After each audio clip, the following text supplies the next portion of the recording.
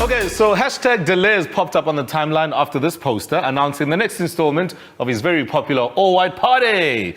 So among the prerequisite listed on this poster, for attendance, of course, was a rather peculiar request to all female guests stating that fresh hairdos, manicures and pedis, as well as waxing, yes, waxing is a must. And of course, this poster sent social media into an absolute frenzy. It was wild, loaded with mixed reactions.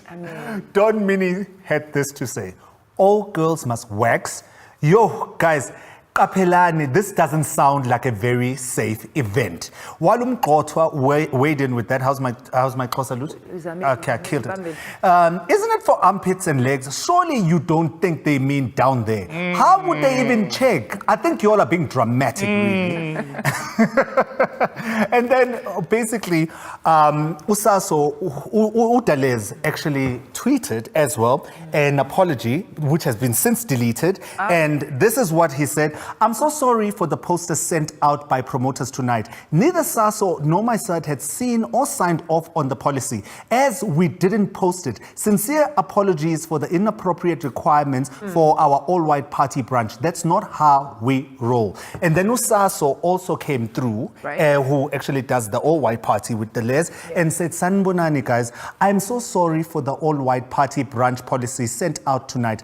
The requirements were highly inappropriate, and for that, we want all of our guests, including the ladies, to enjoy a safe space, party space with us. Guys, what do you make of the situation? First of all, I didn't get the invite, and I don't know what happened. You didn't wax. But if I did get an invite like this, I would feel, that it's very insulting, especially considering that we are all, adults who go to events, so it is very patronizing.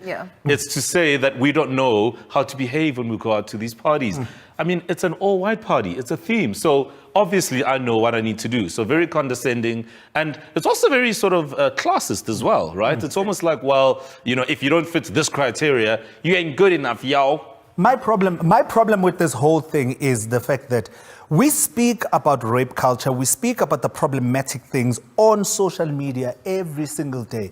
It still scares me when people don't know how to read the room. Like, anybody would have sat with that invite and said, Uti, guys, we can't have men telling women what to do with their bodies, telling them what they must work, no matter where they should wax. You see, it's not even about where it should be. Why is that even a conversation? Why are we being dictated to? And who are you as a rapper telling me what to do with my body? But beyond that though, rappers are actually never held accountable for any of the things that they do and they say, which is why they are still in a place where they feel like this is a thing that they can do. Tell women what to do with their bodies. If it's not in the lyrics, if it's not in, I don't know, whatever parties they put together, they are never held accountable. And do not side-eye me. I'm very well experienced in this space. Well, nobody's going to dispute that, Lutz. I'm we will saying, just nod. like, okay, guys. Everything rappers, you say. no, but genuinely, rappers get away with murder every single day, which is why this kind of conversation, while it's been had out loud on social media in real time, in rooms with them present, they still continue and do things as backwards as... Do you guys believe the apology? Well, I think no. Saso's was more sincere. And that's the thing, take accountability. So acknowledge some of these things that we speak about, right? And say, listen, I acknowledge that this is problematic and this is why I'm sorry. Not sorry because the designer sent the poster before we approved it. In fact, can we get the designer to come in the timeline and explain? Come through. Sure. Come through.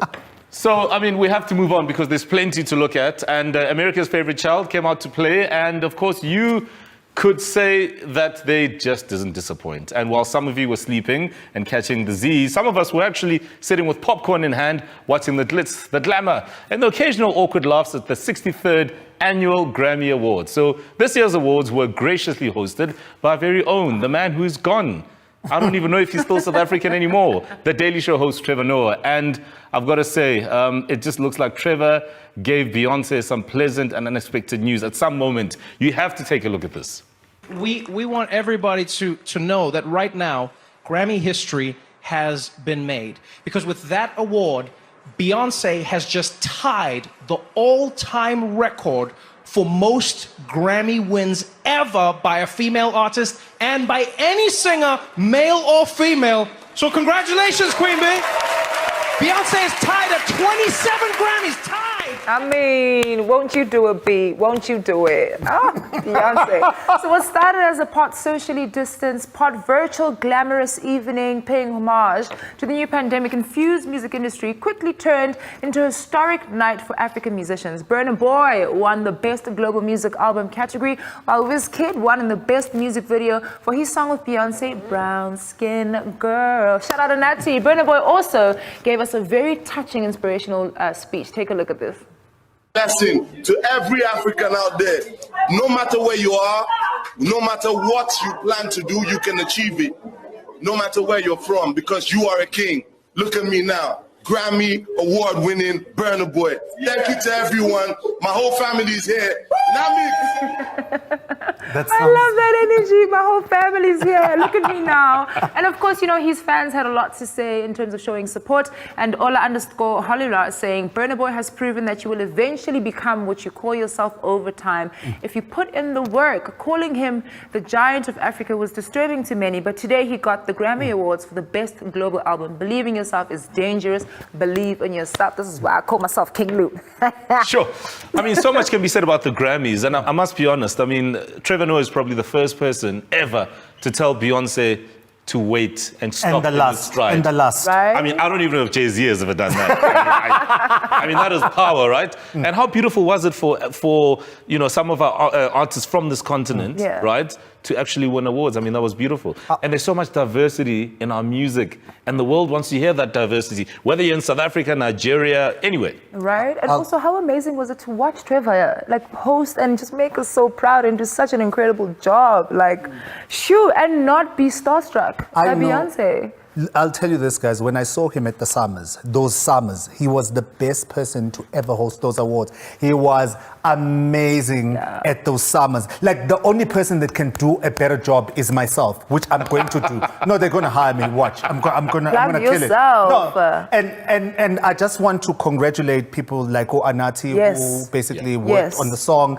People like Burna Boy, people like Tiwa Savage, people like Femi Kuti. Those, and I always tell people that that's the type of product that we can actually take to overseas 100%. And they can consume because it's authentic. Wherever you're from, you just need to be your authentic self. Because I always see people trying to sing R&B in South Africa and rap like Americans. I'm just like, listen, there's a 15-year-old in Brooklyn that will smoke you, you know? But if you get there and say, ya koko tipia, no, nobody can do that. It's just you.